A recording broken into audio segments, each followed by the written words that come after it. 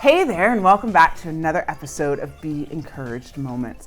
I am Larissa. This is Jan. I don't think we've done that in a while, but I just want to say thank you. I know I do this on every single video, but it is so important for me to make sure that you guys hear it from us, how special and how cool it is to know that you guys are out there and that you're listening. Obviously, we always encourage you to share and to hit the subscribe button, and we want you to engage. We want you to respond to these. Let us know what you think of the videos or what you'd like to see us do in the future. So we love the feedback, and we want more and more and more. So we want to be a part of you guys' lives.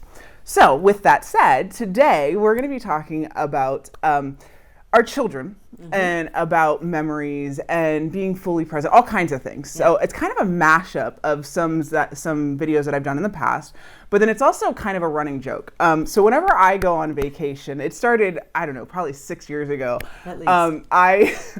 Someone dared me to do an entire devotion strictly on my vacation. And so I did, and it was amazing, and it had such great feedback. And so now, like I said, it's become this running joke here at the office that whenever Larissa goes on vacation, she's going to do some kind of devotion or YouTube video on her vacation. And how can I turn that into a spiritual or a learning opportunity? And somehow I managed to always do it. So I just got back from vacation, and it was amazing. It's the one that we take like every summer. Marley and I go for an extended period of time, and it changes from year to year. I mean, for the most part, it always ends up being Disneyland, but there's always other parameters around it as well. So the thing that kicked off this vacation is we went to Marley's very first concert. We went and saw AJR. And it was a Christmas present she actually got. So she had to wait 6 months to actually get to do anything, or almost seven, to actually do anything with her Christmas present. So that was just amazing. Obviously, there was lots of build up for that, and we went. The concert was just phenomenal. It was just amazing. And then we flew out the next day to California, and we were in California for like a week. So why am I bringing all of this to you? Well, one, because I just love sharing with you guys, and I want to share parts of me and parts of my life in the hopes that you guys will reciprocate, because I want to be in an active conversation with you guys out there. So part of this also is that it got me thinking about things. I've done YouTube videos, I've done podcasts, I've done devotions on the concept of being fully present. And I know that I've talked about this on here, but I went and looked out of curiosity, and apparently it has been almost 2 years since I talked about this in depth. And so I want to bring it back. And it's this fully present is this concept of being fully, I mean, obviously when you give the definition of something, you're not supposed to use the actual words, but it's appreciating the things that are around you, taking the time to pause and to stop and to be still in the moment. And that doesn't actually mean that you're really stopping. You know, you can still be very active, but it's appreciating the little things like the sights, the sounds, the smells, the immersive surroundings that you're in, whatever that may be, and finding those little gems within the big picture that allow you to, like I said, really be there. And it's this idea of fully present is being fully there. So you're not thinking about that work email that you got 10 minutes ago while also enjoying the experience, because now you're splitting your focus. And that's the idea. It's keeping that focus on the thing that you're there to do. And I think that is a very, very important thing as parents, because I think we have so many wonderful opportunities to be fully present to our children. And I think that it's so very important because our children don't stay little for very long. And Jan actually talked about our kids growing up last week on the video, and it was so, I had already written this, so I mean, it was just dumb luck. And when we were kind of talking to each other about our videos, it was so weird how much they tied together.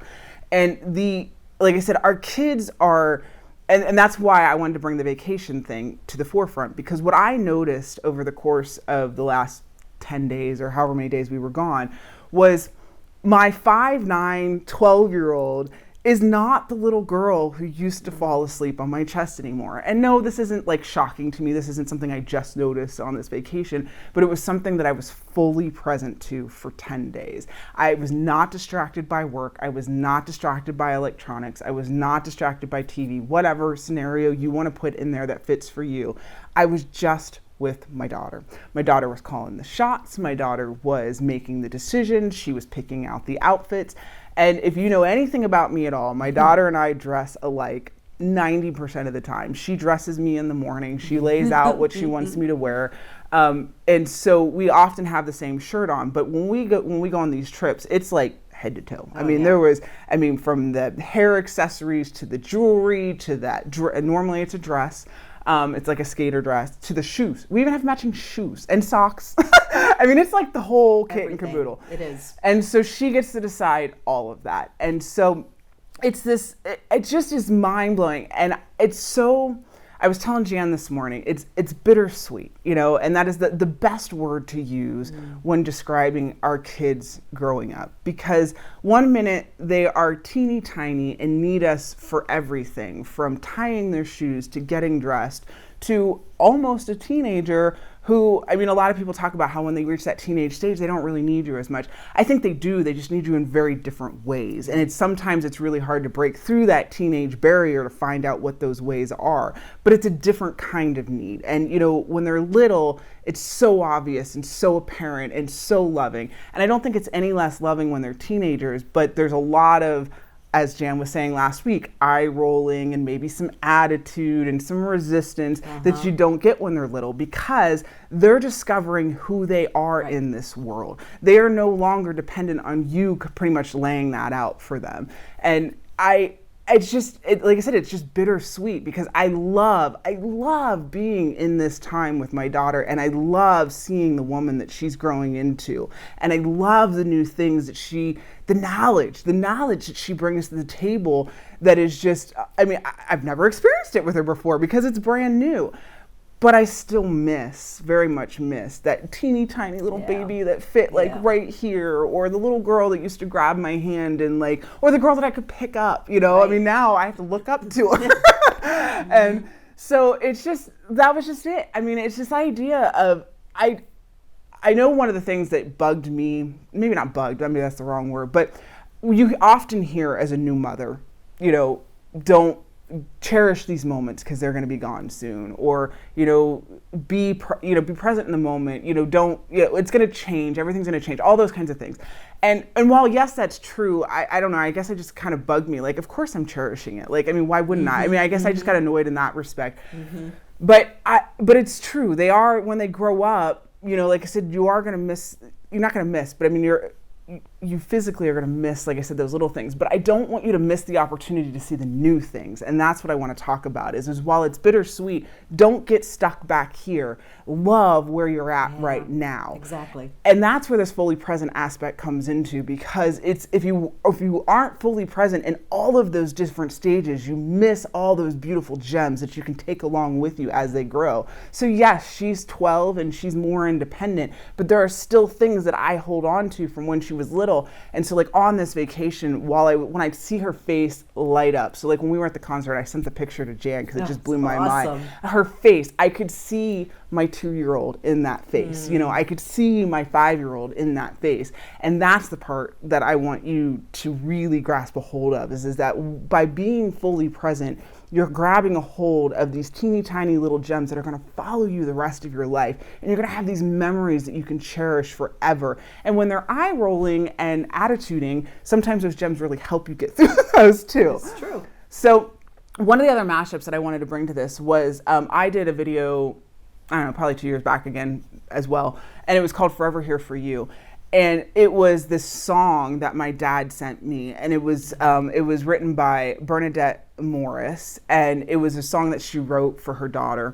And it was just an unbelievably touching song, and I'm not going to read it to you here, but it was this whole concept of no matter where they're at in their life, no matter what they're doing in their life, no matter how quickly they grow up, no matter all the memories that are quote unquote left behind, I am forever here for you. And the song talks about them growing up and how, in every journey of their life, there's something wonderful to be a part of.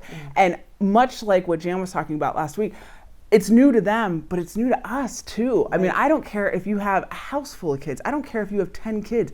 Every single kid is different, and every single age is different for every single kid. So what you're experiencing is brand new to you, just like it's brand new to your kids. So cherish that. Hold on to that when you're in that moment, and then you'll have that for later as well. And don't, like I said, don't let yourself get stuck in a stage or long for a stage, because yes, that was beautiful, but the stage you're in now is beautiful too. And there are wonderful things. And like I said, the only word that I can use to describe raising children is bittersweet, because it is so beautiful sweet, but it's also very bitter, because every time you turn around, they're older and they're doing something new. And I know by no means do I long for the day. I don't want Marley to stay where she was. I don't want her to always be 2. I want her to be 12, and I want her to be experiencing life, because I want to experience those new things with her. So yes, this kind of tied into my vacation, because it is the idea of what I experienced while I'm on this trip. I don't know how to explain it to you. Just sit back and watch your kids for a few seconds, and you will just be in awe of them. I guarantee you will be. I just want you to be encouraged. I want you to know that no matter what stage you're at in life with your kids, whether they're already grown and out of the house, whether they're teeny tiny, whether you're still hoping for the day that you'll have kids filling your household, and maybe you don't even want kids, and that's fine too, but whatever stage you're at in life, I want you to cherish where you're at in life and what you're actually experiencing in this moment. I don't want you looking too far forward, and I don't want you looking too far back and miss what's right directly in front of you. So thank you, as always, for joining us for our Be Encouraged moments.